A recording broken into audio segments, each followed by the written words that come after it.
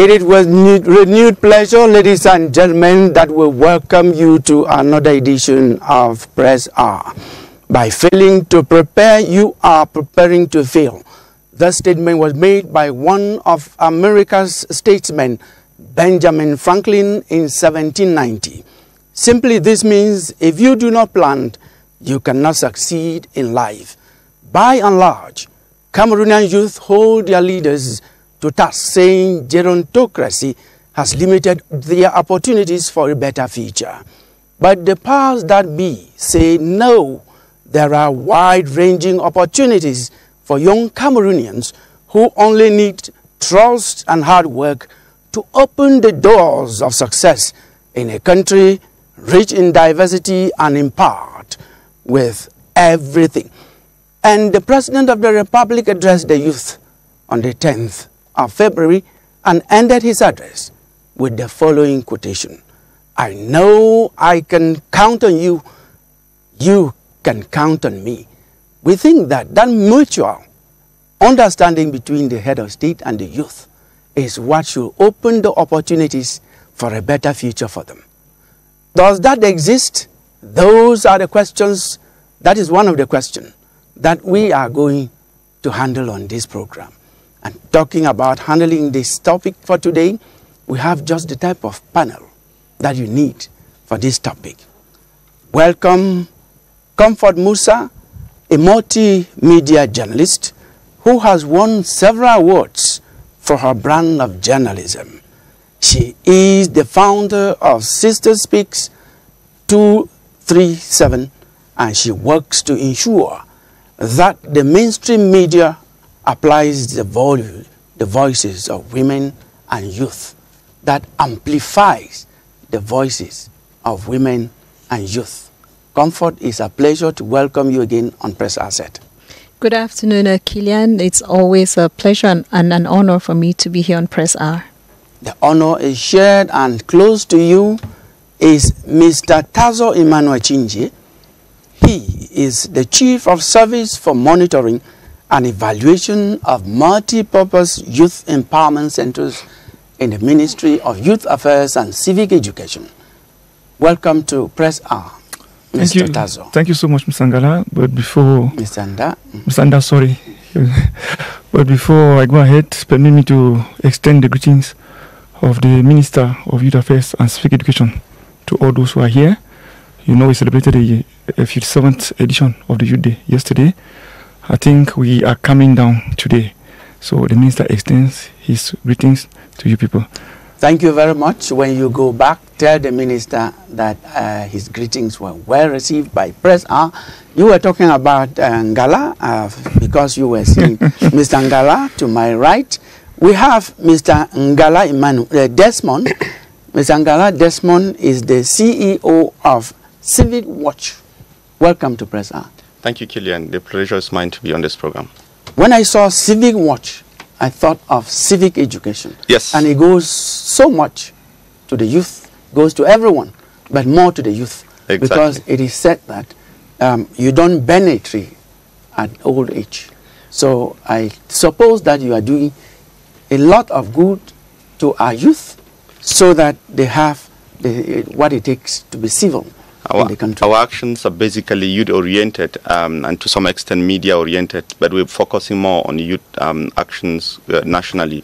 And we know that we're not only watching civic behaviors, but we are also taking actions to make sure that these civic behaviors remain part and parcel of our own, I would say, our daily diet as we build a prosperous country. We are going to ask you so many questions during the program on that matter. But when we look at on civic behavior that we have out there, are you convinced that your work is being felt, it has an impact? I must first of all acknowledge the fact that we are fairly new in the terrain. We're here since 2019, and many youths are older than that age. Our actions are there, certainly, and it's a process, it's a gradual one. But we are also conscious of the fact that the many other structures that are existing out there that are taking action, and we hope that in the coming months and years we can directly involve everyone. Thank you very much. Young people as well, just a call, a reminder that you know that you have a lot of work to do, because we have so much to do when it comes to civic education in Cameroon. And that takes me to Dr. Tumenta Kennedy, whom I just have on the program as a senior economist, but he is a planner, he is an entrepreneur, he is all what you can imagine. We welcome you to Press R this day. Once again, Dr. Tumenta Kennedy. It's always a pleasure to be on this program, and I think that the topic of this day is so important for us: morality, entrepreneurship, sustainability. Our topic again, Cameroonian youth, what opportunities for better future? That is what we're going to focus on. But we cannot sweep it under the table. The head of state addressed the youth. We are actually going to look at some of the highlights of the president's speech to the youth and see exactly what opportunities he offers for Cameroonian youth in his speech, and we go down to see how that is applicable on the field.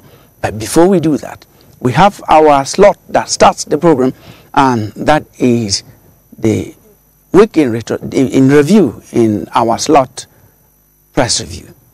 Yoti Kalili Songe did press review for us. Yoti?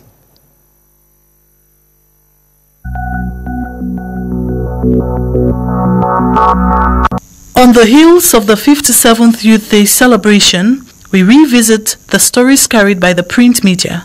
Let's begin with the poor roads and 3-month blackout in Tombel, Kupe Maningoba Division, not being a hindrance to socio-economic empowerment. The Horizon captures the Minister of Youth Affairs and Civic Education, congratulating youngsters of the subdivision for remaining prudent and picking up agricultural activities.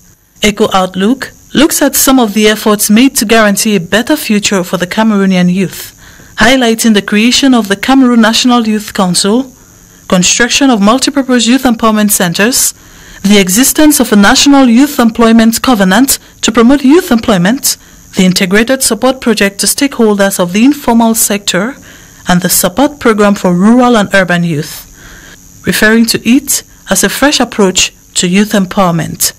Le Gideon, a bi-weekly, figuratively uses Land of Promise to spotlight an irony of a nation's anthem in a land of discord. The Herald Tribune seemingly sheds more light in the article on the rising cost of living, with trade unions threatening to give the government tough conditions. Just as Cameroon Tribune informs readers that inter-urban transport tariffs await review. Before the news sinks in, the Horizon writes about the increase in transport fare by 50 CFA francs, and on the Post, an economist opines that a 5.2% salary increase is to mask price hikes and avert protests.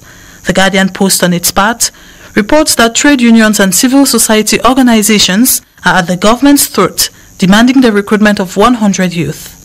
Municipal Updates anticipates the head of state's February turn address, wherein priorities are unveiled.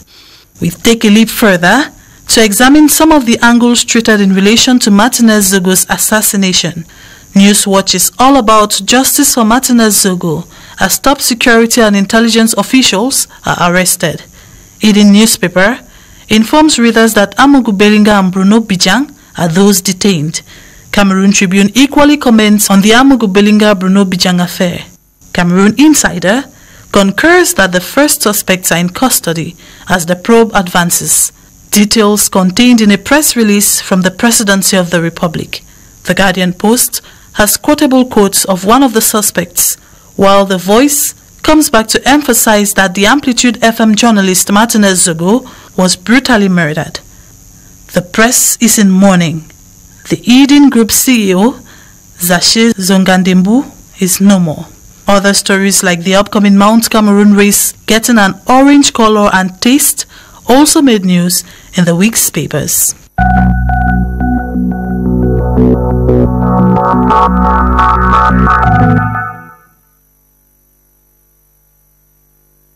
Thank you very much, Yoti. We look forward to having you next Sunday when another day of Press R comes up.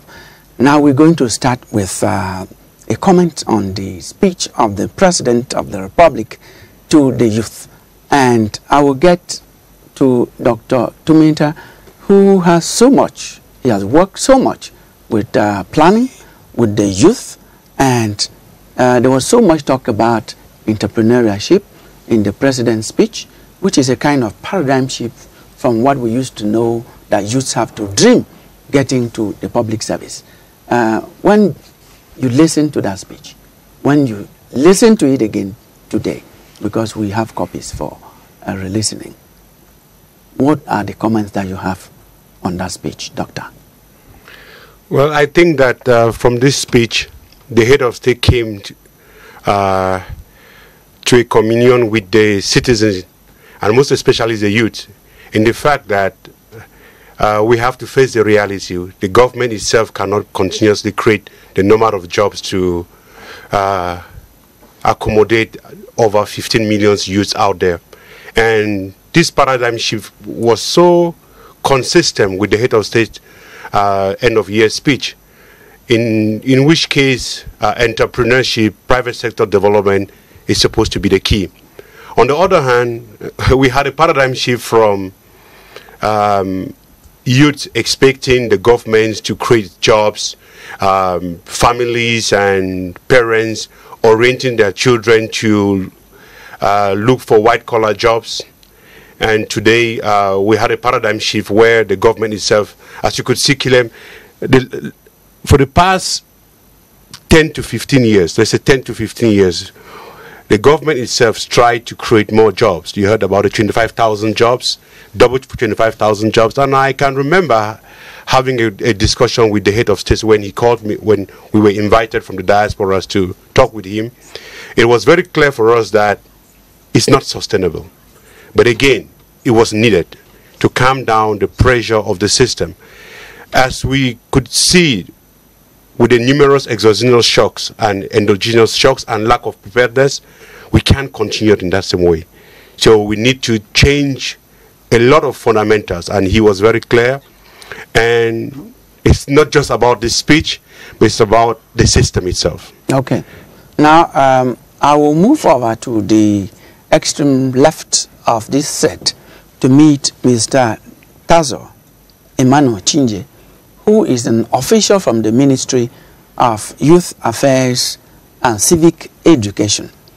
Even as the president is saying youth have to work harder, they have to go for professional technical training that gives them self-employment. The government has not abandoned them, Mr. Chinje, Mr. Tazo. Yeah. The employment still goes on. And then the ministry also has programs that make sure youths are taken care of. Is that what you're telling us? That's what I'm coming. Okay. To say that with the Ministry of Youth Affairs and Civic Education, I think the president in his speech reminded young people that in 2016 he brought forth the 3-year youth special plan, that they should not think that it's over, because he asked them to be resistant and asked them to not to abandon, because at times young people are so engaged that they think that things can be handled the way they should go. And that brings me to make us understand about the projects and programs, how it moves. Because we have, I already give you a number of them. We have an entry, and then where we go out. We entering into the programs in the ministry, you pass through the National Youth Observatory. That's why we have the information, the orientation, and the mobilization. From there, you go to program for urban and rural youth structures. That's where we have the pre and post. That's the pre and post control. And then after that, you go to... Yes, you're going to explain all those programs to us when we come down to discussing what exactly each of the programs offers to the youth. But just name the programs for us. How many do you have? We have about 12 of those programs. Yes. Yes, we have the National Youth Observatory, as I said before. We have the Royal Urban Youth Support Program, RGU. Yes. We have the Socio-Economic Integration Project through the creation of micro sports materials, PIFMAS. We have the National Civic Service Agency for Participation in Development. We have the program for the promotion of youth entrepreneurship. We have the National Volunteering Program. We have this multiple youth empowerment incubator. We have the support program for integration of youth returning from the diaspora. We have the National Youth Integration Fund. We have a project for support of vulnerable youth in the northern regions. We have a joint program, ONU government, Youth Connect Cameroon. And we have the Youth Special 3-year plan. That is, the list is long. Yeah. We should say that no youth should be looking for a job in Cameroon. But can you give us just an approximate number of youth that all these programs put together has already taken care of? Okay. Approximate, because I know it's ongoing. Every day, everything changes. Yes. Just a number. We can take a global number will be difficult because I want to take sector by sector. Okay, we will come to that. Thank you. Comfort Musa, multimedia journalist, several award winner. You take care, you make sure that the voices of youth and women are amplified to the ends of the world. The youth in Cameroon, from the president's speech, he takes care of them by assuring them. You listen to the speech. Is that the conclusion we can give? Kilian, and after also listening to the two, you could make a comment. Right. I listened to the speech, and what I take away is the fact that there is this dedication to the youth, because we have very few instances where the head of state addresses the nation, and one of such instances is the Youth Day, a special message to the youth. So that already shows that there's a focus on the youth of Cameroon, which is a good thing. And as I listened to the speech, I couldn't help but think about which other youths are not able to listen to this speech. All the programs that the head of state talked about, the promises and the hopes he had, how many youths had the opportunity to even listen to that? That's where I'm coming from. Because if we're looking at the future for Cameroonian youths, it should be a future for all youths, not just youth in the regional capitals. And during press review, I mean, you don't need to go far to think about who is excluded from this goodness. During the press review, we heard about the situation in Tombel, where they've gone for months without electricity. And it's same in Donga Mantung, where they've gone without electricity for about 2 years. How do these youths even know, get to know about these good things? How do these youths get to tap into the programs? And the irony of it, which, I mean, all of us smiles when Mr. Tazo gave a list of about 12 programs, and we're asking how many youths are covered in this program. So there is so much promise. There is so much, there are so many programs rolled out for youth, but then there is so much yet so little. When we think about how many youths are getting, are being covered by this program. So I really hope that when we talk about youth on this program today, we are not looking at just the youth in the regional capitals, cities, because there are many youths that are cut out of these conversations and out of these programs, are excluded because of lack of basic social amenities, lack of roads, lack of electricity. They can't even hear about it, talk less of participate or benefit from. So yes, I listened to the speech, and I'm happy it was made and promises were made, but then it left me with a question. How many youths will actually benefit from all of these things? By this time I spoke with you, you were in Mokolo, in the far north region. This time yesterday, I mean 24 hours ago, you came back. Did you find electricity, good roads there? Because I know that place. We have those facilities in that place. Again, Mokolo is a town. Drive 30 minutes out of Mokolo and ask me about the roads, about electricity, about water, and then we can talk further. And that's why I am saying we should not look at Yaoundé, Bamenda, Mbamayo, Mokolo. Look at Furawa. Look at Misaje. Look at Zidim in the far north. There are youths living here. There are no roads, so most of them can't go to school. Access to electricity, they can't even learn about some of these projects because there's no internet. Some of them cannot make calls. You need to get on a tree or a mountain to make a call. And for most of these youths, the only opportunity they're looking for It's an opportunity to leave the village and go to town.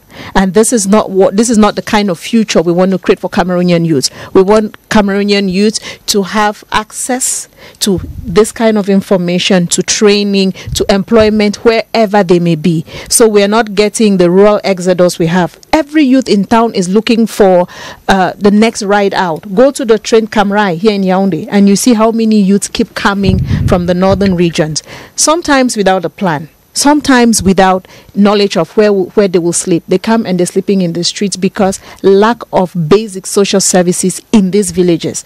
And the only plan they have is, how do I leave the village to the town? But that is not what we want for the Cameroonian youth. So yes, Mokolo has the stretch of tarred road, but go beyond. No road, no electricity, no water. That question goes back to the official from the Ministry of Youth Affairs and Civic Education. Mr. Tazo, yes, sir. Those accusations, are you not taking those programs? Facts, not accusations. Those programs, well, where you may call them facts, but I like also to say they are accusations, Mr. Tazo. Aren't you taking those programs to the interior, the remote areas of our country? Thank you so much once more. Madam Musa, I want to assure you that the Ministry of Youth Affairs and Civic Education is the only ministry in this country that has its decentralized services in all the subdivisions. We are talking about 360 multiple youth empowerment centers in the 300. We are talking about 364 multiple youth empowerment centers in 360 subdivisions. Yes, we understand 374 because you have the subdivisions and then you have the urban areas. No, more than that. I wanted to come from down. Okay. So we have 364 within 360 subdivisions. Okay. So I think we should already ask a question, but why 364 instead of 360? Yeah. Okay, let's go. We have 58 in the 58 divisions. We have 10 in the 10 regions, and we have 2 reference centers in Douala and Yaoundé. It means we have actually deployed our elements to the field to get in contact with these young people. When we come back to the National Youth Observatory, they are found in all these centers. It means we don't have to struggle to come to Yaoundé or to leave a village to an urban center because we want to have an information. We have our collaborators who go around to the field. We call them the MAPUs. They do sensitization in villages. So we should understand that we have actually deployed. But Kilian, the debate is not whether these programs are in the subdivisions or not. True, you have offices, you have structures on paper, all of this is real. But it is the same like schools and hospitals where a health center has been created, someone has been someone has been assigned to that health center, but they cannot go there because there are no roads, there's no electricity, there's no water. So you have many people who by government are assigned to serve in these places. The buildings are there, there's a signboard, but how many people are actively serving there? Many, even teachers cannot go to some schools because they say, I'd rather stay in town than go and teach in places where I don't have basic services. This is what we're talking about. The buildings may be there, but are the services actually running? That is another question. Well, that question, you got his, I've left Mr. Ngala Desmond in the cold for long. You are an entrepreneur. You are a CEO of Civic Watch. What exactly do you do in Civic Watch to give the youth a future? Thank you. I think I will start with the President's quote, which he said, I can count. I know I can count on you. I don't want to finish. You can count on me. The second one. Okay, I don't know if we can all effectively count on the President as young people. We at Civic Watch, we are not only watching civic behaviors online and offline, and it's appalling what we're seeing online and offline, in the streets, in the taxis, in the markets, in schools, at job sites where young people are actively present. We're seeing a lot of not only moral decadence, but we're seeing young people who are struggling. We're all smiling when the Ministry of Youth Affairs and Civic Education it's actually unveiling the number of programs they do have. But what we are actually seeing on the field is, yes, some of these programs do exist in their communities and young people who are benefiting from them. Yes, we should agree, but also that they they are largely insufficient. for the youth. I think a need-based assessment should be done before most of these programs are created. I might shock the officials from the Ministry of Youth Affairs and Civic Education that even agents of MRPU knock our doors at times and ask us for jobs, and we're asking, okay, you're an agent supposedly supposed to tell the public about what is present within the portfolio of the ministry, and if you are also asking us for a job, it will be kind of, okay, this is you're selling an idea you don't even believe in. This is offline. In online, we're seeing we're seeing a lot of this kind of actions coming back. People are using the internet to for wrong purposes, and the president actually touched on that. People have lost touch also with local realities, and they stay virtually, and they think that's where the world is. Civic Watch is trying to address this through a number of programs, and one of our key programs, which is Defy Hate Now, fighting mis and disinformation online. Also looking at questions of hate speech, which is actually eating deeply, and a lot of people are using the youth to actually pass this through out to the community. Yes, I know you champion Defy Hate. That's how you call Defy Hate Now. Yes, and now in it is very important because it's an action to be taken now. It's not like promises would have politicians to make, but it's actually an immediate action that needs to be taken for us to actually come out of the problems we're facing. Yes, I will not want to come back to hate because that's not our focus. What actually are you doing particularly to defy hate? I would say the first thing is education. Linking it back to the president's speech, we've been trying to educate and remind Cameroonians who are very intelligent and industrious. I would tell you a lot of them have very solid reasons why they're pushing the kind of discourse they push online. We've been trying to educate them on the dangers of hate speech, first of all, and the dangers also of misinformation and staying virtual. That when you lost touch or lost reality with the real world, the next thing that comes is that it prepares you psychologically not to see the real world.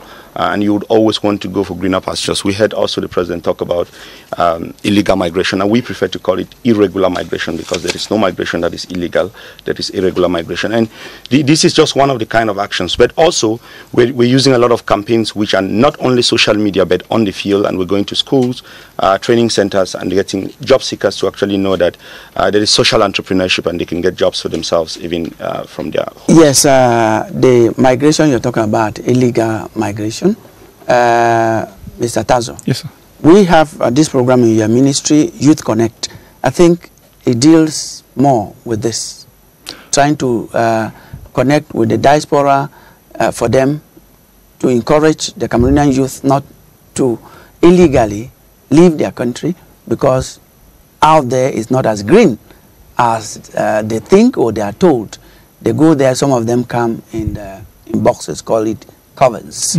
So what actually are you doing in the ministry to connect the diaspora come back and discourage the youth from using these unorthodox means to go out of the country? Okay, thank you so much. But please, if you can excuse me, Mr. Ngala talked about MRPU asking for jobs. Yeah, I want to remind Mr. Ngala that I don't see a civil servant going to ask for a job. What we did at a certain moment is that the ministry trained what we call community mediators. These are young people that we thought could help us with their peers, because you know when a young person is talking to another young person, it's easy for them to understand themselves. So we trained community mediators and sent to the field to work with MRPUs. So maybe those who are asking for jobs should be those young people that was those community mediators that was trained by the ministry. If you're okay with for a specific job. Yes. Yes. That was over. Yeah. Now what are you doing to make sure in Youth Connect, because he touched on that, which discourages young Cameroonians from illegally migrating, and they usually don't get the greener pastures to go out there for, and then also connecting those who are out of Cameroon to know that their home is here, creating opportunities for them to come back. What actually is the ministry doing in that respect? Okay, that does not fall under Youth Connect Cameroon. I listed a program here that I called support program for the integration of young people returning from the diaspora, Paris Jeudi. Yes, what he called irregular regulation. These projects is out for them, but not only for those who went out irregularly, but also for those young people who are out of the country who think that they can come back and invest in their country. So the ministry has created a whole program for them, so that they should be focused on what they want to do. And those who come back, who irregularly went out, when they come back, we see them, give them moral education training, and then we assist them produce a business plan, and they are sponsored. We have a special follow. That program is a special program for those people. As for Youth Connect is both the national and the diaspora. Okay. We know it's a situation where we connect young people, especially those with business, with entrepreneurship ideas. Those who have ideas that not to sell, we connect them. We make them connect with the elders. That's those business people who have got something to do, so they can give them advice on how they can manage their small enterprises if it's created. Okay. Yes. Thank you very much. I will get to you, Dr. Tumenta. There was so much talk about moral rearmament, which takes us to ethics. There was also so much about entrepreneurial rearmament, and that is an area you know so much about. With what we have, what are the opportunities in that area, given that if we handle ethics and entrepreneurship, it will create better opportunities for a better future for Cameroonian youth? Yes, Comfort said something that was so enlightening, in such a way that if you look at the program that my dear brother actually enumerated from the ministry, you will ask them, what is the problem? I mean, with all these programs that are there, civic educations and everything, so what is really the problem? We need to ask ourselves. And I think that one of the fundamental issues is that within our... Is it answering that question? Because if you ask that question, it means that you can attempt an answer to that question. Yes, I mean, the issue there is that we left ethics,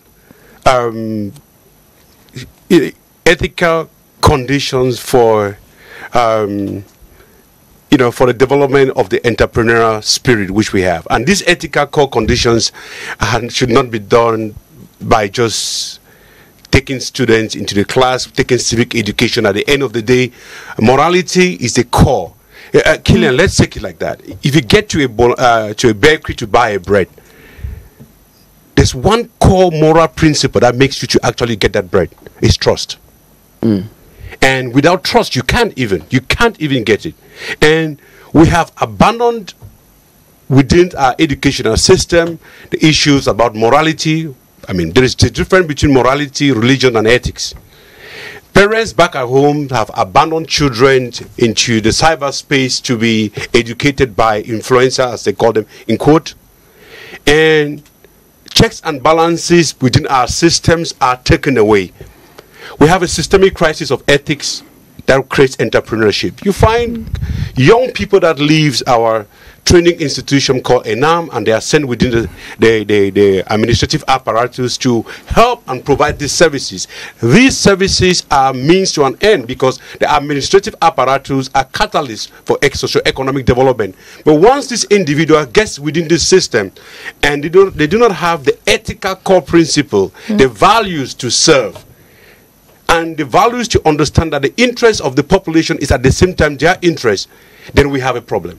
Right. And that is why the whole issue about entrepreneurship, creativity, aspirations are fine. But do we have the ethical conditions, the institutional mechanisms, the projects design that actually gets to the beneficiaries, those people who actually need it? Do we have citizens or administrators that actually do this? So we shouldn't question the issue if we have entrepreneurial spirit or not. I don't think the issue is about entrepreneurship. It's not a lack of entrepreneurial. The issue is about creating a system where checks and balances is there. I'm saying trust today is an asset. Ethics is an asset. Morality is an asset. And through the speech of the head of state, it was very clear it's not going to be easy. And I can't do it alone. We have to do it.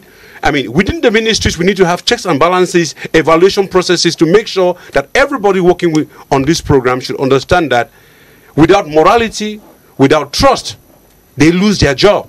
the economic cost of immorality, the economic cost of lack of ethics is a problem. That is why in all the entrepreneurship programs that we are thinking of bringing, we need to make sure that ethics, which is a core principle for entrepreneurial development, must be a cornerstone of every drive.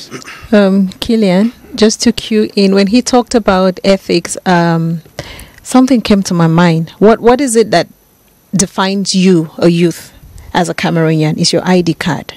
And it's shocking for you to know that the average Cameroonian youth thinks, for me to produce and get my ID card in time, I need to know someone or have something to give someone. And that is why even online you see there's so many skits and jokes, youths joking about just how to get an ID card. They are met with this this cancer of corruption.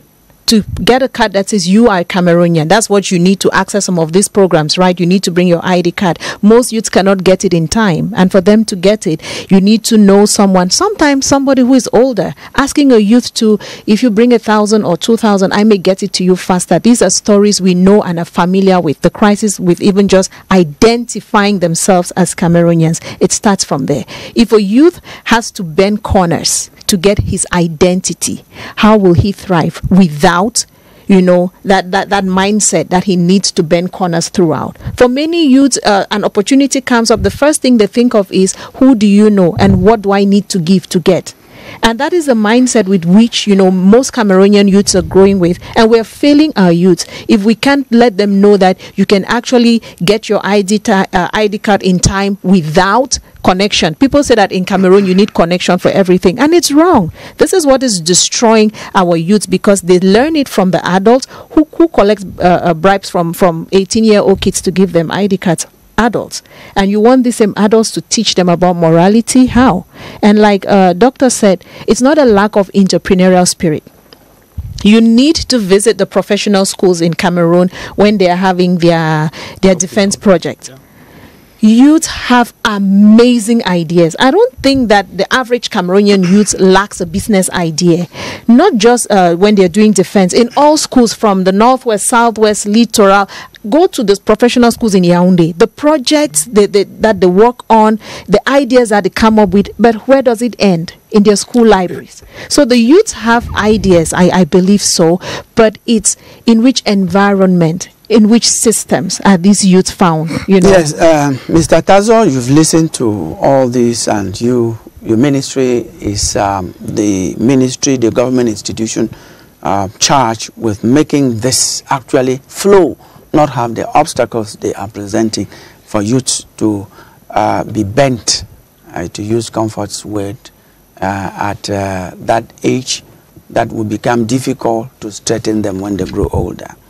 In the monitoring and evaluation, that is the multi-purpose youth empowerment centers, what happens there to make youth not to have this type of idea, not to face how to face such obstacles when they get out there? What do you teach them? What do you offer in those centers and in other areas? First and foremost, we need to know what's a multi-purpose youth empowerment center. It is not a school like ENAM. It's not a school like ENS. It's not a training center like ENAM, ENS, INGS. It is a center for young people who could not go through their studies. Maybe for one reason or the other, they were dropped out. We know the situation in the country now. Those young people from the northwest, from the southwest, from the far north, and in those, did not decide on their own to drop from school. Something happened that maybe their parents could no more take care of their fee. So the ministry says, such people, we take them into our multi-purpose youth empowerment center, because don't forget that any person is born with a talent. But at times, I'm going to accuse our country, we lack orientation. And that's why most people come out and they don't have something to do. So we take them to the centers, we orientate them with what fit them, and then we train them on that. After that training. That is as far as those in the empowerment centers are concerned. Yes. But your institution is charged with all Cameroonian youth. Yeah. You have youth affairs, you have that section that deals with civic education. what do you do in civic education? How do you make these youth to be civil in their behavior? Good. You will bear with me that when you start a process, it's not final. When we started with civic education. We got some flaws on the fields. We added civic education with civic and moral education. We discovered that there was still some flaws. We are now at moral, civic, and entrepreneurship rearmament. Doctor, can you play with me? Yes. Yeah, well, I was going to allow you to end, but since Doctor is G3, I will give him the floor. Yes, you can list what you want to list, but there's something that we have an incomplete process. You see, we get these young people, we build their moral aspirations, we give them skills, and then we give them chicken change. I could say it, 1 million, 500,000, 300,000, the processes. And once they have these creative products that are out there, nobody can buy them. We do not have champions. One of the issues that these programs have, they are so good. Please, do not misquote me. But these programs are not geared towards creating the type of entrepreneurs that we need. There is no linkages between these programs and the financial sectors that could create the small and medium-sized enterprises that we need to produce those goods and services to compete at the African continental free trade. We are having serious challenges. There are a lot of challenges coming towards us, whether we like it or not. And I like the fact we're doing everything, moral, caressing, preparing them, getting them from troubles. But we should be creating those jobs. And that is where the vocational training comes in. Because we have a catastrophe in this country in the sense that if you look at what we really need, like the vocational training, creating the job creators and so on, the budget of the Ministry of Vocational Training is so small, and you have about 7 ministries doing almost the same thing that they are supposed to do. And at the end of the day, we do not have those enterprises that are supposed to be competitive. What I want to say is that it's true, we went through entrepreneurship, and that is why I was so happy that this program asks that the head of state speech said we are going to put a guarantee fund, which we called in 2011. I actually requested that we need a special purpose fund for playing, not for investment, because you need to give this youth entrepreneurial resources to try by error. And we pick up the champions at the very local area, to the national level, and at the sub-regional level and continental.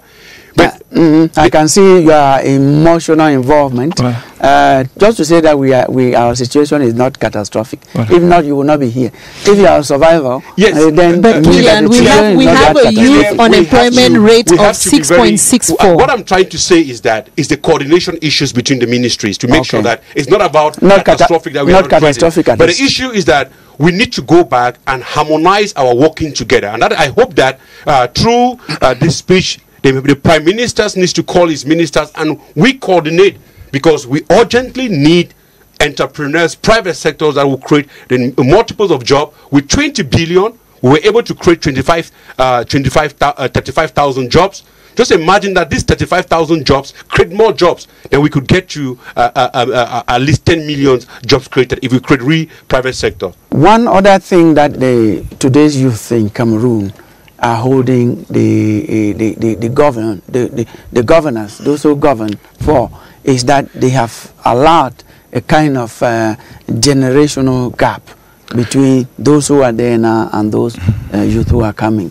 Now, how do you think this can be an opportunity, can come in from that area for youth to have a better future? Yeah, I think that the generational gap is a big problem. We don't know the exit period. At what age are we exiting? So we should have to make sure that we are losing something. The grooming, because in entrepreneurship you have the space of initiation and grooming.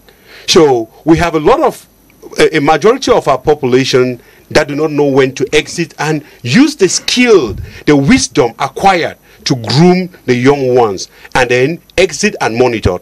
So I think that this is where most of our youths are having a lot of problems, that we need to make sure that we do not only say that the youths are the future of tomorrow, but the word future doesn't even exist in any African language.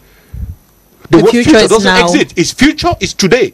So we have to make sure that there is a paradigm shift, that these young people are now being given the space to get into the government or get into these activities and develop their initiative, and they are groomed by those who are exiting. If you look at what happened in CRTV in the past years, I'm so happy because some of them, almost closer to their retirement, were given the chance to come back and groom, and that is why you could see new programs coming on. And I think that when we give space to the young people, well, thank you on behalf of CRTV something for is that. going to come out. Yes, Mr. Ngala Desmond, our topic is Cameroonian youth. What opportunities for a better future? It's now, we have about 11 minutes to go to the end of this program. Oof. We want to get from you, what are those openings? What are those opportunities that you think should be given to the youth of Cameroon of today to have a better future? I think I've always been one of those people who don't believe in critique. We should criticize and propose solutions towards what we actually are looking forward to. And one of them has been entrepreneurship, which we've talked on at length. But also we need to have an overhaul of our educational system. We cannot continue on the same system that is failing to produce results, and then we keep going on with it.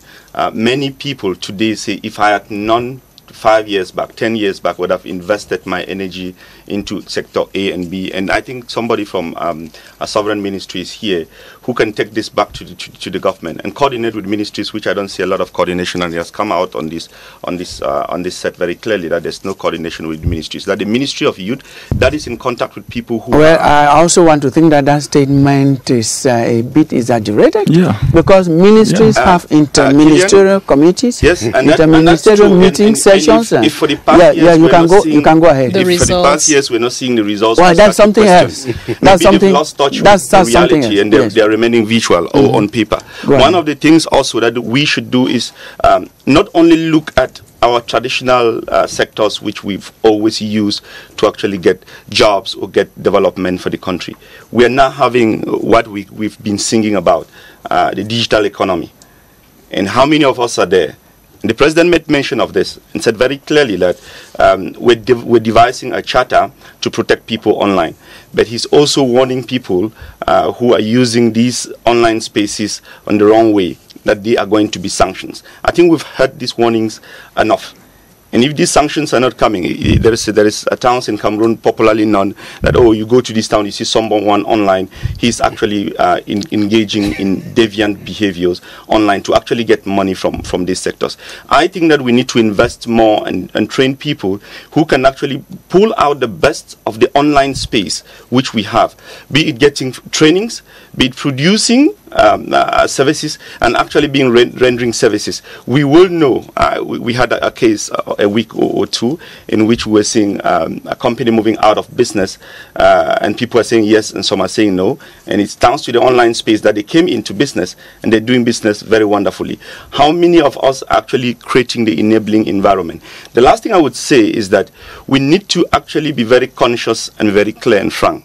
And I can say this without any fear of contradiction, that we need to actually change our mindsets, most especially those who hold leadership positions in this country, those who are deciding on our futures, which there is none because it is today. They keep thinking that we have 10, 15, 20 years to think of a digital economy, to think of employment, to think of entrepreneurship, to think of education. But I tell you, the best time to think was yesterday. Okay. The second best time is now. When I mean now, I mean today, right away. Yes, thank you. You know, sometimes I allow my guests to speak, even when sometimes they say something I want to ask them to say further.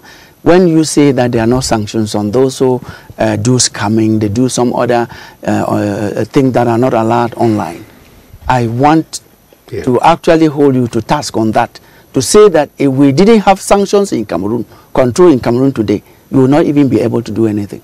It's true, Kilian. I think this is a relative question. Okay. To what extent do those sanctions go, and to what extent are we implementing the existing sanctions? We have an arsenal, I would say, battery of institutions in this country charged with that. But as days go on, we see the multiplication of fake accounts, which we can track and close them down. We are also seeing people using the online space, abusing the online space, and we are not doing something. And then we start asking the questions, if they're there and then they're not being used, what is the problem? Where is the problem coming from? Okay, I will not extend that discussion. Comfort, what opportunities for a better future for Cameroonian youth? What are those windows? We need your proposal. I would say we need to stop the massive rural exodus by providing basic social services and securities to the populations in the hinterlands, because Cameroon is not just the 10 regional capitals. We need to make sure that there's electricity, roads to this area, so the youths are not constantly running out of town. They can stay back and grow and develop these areas. It's a very serious thing. It's shameful and embarrassing that in 2023 we still have communities that can go for months without electricity. A lot goes wrong when that happens, and we owe it to the youth in this area to provide the basics, for them to thrive. I think that is one way forward. If we can stop rural exodus, then youth can develop in their communities instead of all coming to town and flooding the towns, and then we have poverty-induced criminality. Because when they come to town, there is a fight for nutrients, basic nutrients, so to speak, and then there's poverty-induced criminality. So we hope that this year going forward, we would be able to see more communities with electricity, roads, hospitals, and water. And I also think Desmond talked about it, overhauling our educational curriculum in Cameroon, because especially the university levels, the training that the youth receive does not match the requirements of the labor market. We need to look at this and review. And I think that when you interact with youth in Cameroon, you discover they have immense potentials and talent. So to the government actors, government ministries, investors, take time and go to some of the professional schools when these students are presenting their thesis. Some of them have amazing ideas, but often they don't know where to go to, beyond just having this research proposals for academic. We need to meet the youth halfway. Some of them may not be able to come to these centers, but the centers can actually go to them. I think it ties with what the president said. We counting on him and he counting on us. There should be we should be able to meet midway. And another thing I want to say is we have many of these centers, but most of them are not youth friendly. It's one thing to have somebody sitting in an office, but then when youth come, how do you look at them? How do you engage with them? We need youth-friendly services. It's not just having the centers, but we also need youth in these centers. When Dr. Tumenta talked about the generational gap, it's not only about older people not wanting to step aside and let youth come in so they can mentor and train them. It's also about people who are way past the age of being youth, identifying as youth, and stealing opportunities from them. In Cameroon, there are people who are 55 saying they are youths, and so they take up this space. And in Cameroon, youth is 15 to 35, but you have people, you say youth association from this community, and you have people there who are 45. So I think we need to, when you're no longer a youth, step aside and let the youth come in, and we need to interrogate some of these things. You can't have somebody who is 50 leading a youth association and standing as a youth and taking opportunities that should be going to youth. So as we interrogate these generational gaps, please, those who are old and should retire, step aside and let youth come in so you can at least mentor them, so we are not fighting for positions with your grandchildren. Okay. Yeah. Now, thank you. I allowed you to speak because the things that you were saying found it difficult to stop you. Sometimes I don't stop you because my viewers want to hear you. Now, Mr. Tazo, you have so many openings from the government bench as opportunities for youth. You've named so many of them, about 12. Just take one of them and explain how it is an opportunity for youth to have a better future. Thank you, but permit me just say one thing. Yes, go ahead. As concerned Mr. Ngala, yes. I want to assure Mr. Ngala that the sectoral ministries are working together. Maybe we don't get the re-info because we also lack a bit of communication. When we talk about the National Youth Observatory, it's not only for the Ministry of Youth Affairs and Civic Education. It is that structure that controls all the programs in all the sectoral ministries. Okay. Because remember that before now, a single youth could benefit in 3 projects, maybe in 3 different ministries. So the National Youth Observatory, we can actually follow up those who have benefited so that they don't get it twice. So I just want to assure that the sectoral ministries are actually working together. Hopefully there should be a lot of communication around this so that we see an action on the ground. Yes, I buy that there should be a communication. We are not going to get you explain again what some of them are doing. We just want to have your last word because we have just 1.5 minutes to go to the end of the program. In short, I did not say anything today. Okay. I think the past 3 weeks, the minister has been on field. This to remobilize the young people because we have actually changed our system of financing youth projects. We have decided not to go individual, but go with groups of youth. That's what we call pioneer villages and clusters. And we discover in a few months that it is the best because working together give you encouragement and you don't get discouraged, as the head of state said. Thank you very much. So that's the way we are moving up now. We see what next year will give us. Thank you very much. I consider what Comfort said was her last word, and what the way forward for Mr. Ngala Desmond also was his last word because we don't have time. Ladies and gentlemen, I just want to have 30 seconds of your last word, Dr. Tumenta Kennedy. Well, what is clear is that we need a social contract based on ethics, morality, as well as entrepreneurial development of all the actors within the country.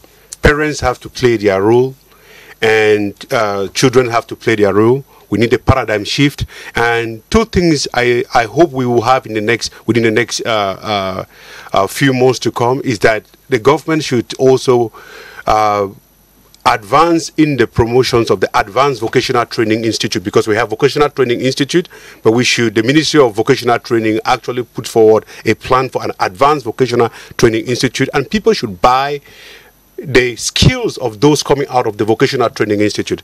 And the last thing is that the diaspora's desk of the Special Purpose Fund that the government actually, the president actually asked in his speech, we should allow diaspora's returnees to be part of that group, so that because they understand both parts. I think that we have a good future for the country. Thank you very much. And just speaking is Dr. Tumenta Kennedy.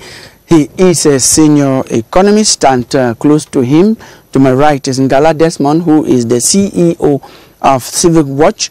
We have Comfort Musa, a multimedia journalist, also with several awards, international awards in her pocket to her credit, and she makes sure that the voices of youth and women are amplified across the world. Comfort Musa, thank you for coming. We have Mr. Tazo Emmanuel Chinje, who is Chief of Service for Monitoring and Evaluation of Multi-Purpose Youth Empowerment Centers. And he is from the Ministry of Youth Affairs and Civic Education. Ladies and gentlemen, thank you very much for your time. That's what we prepared for you today on Press R. Bless you.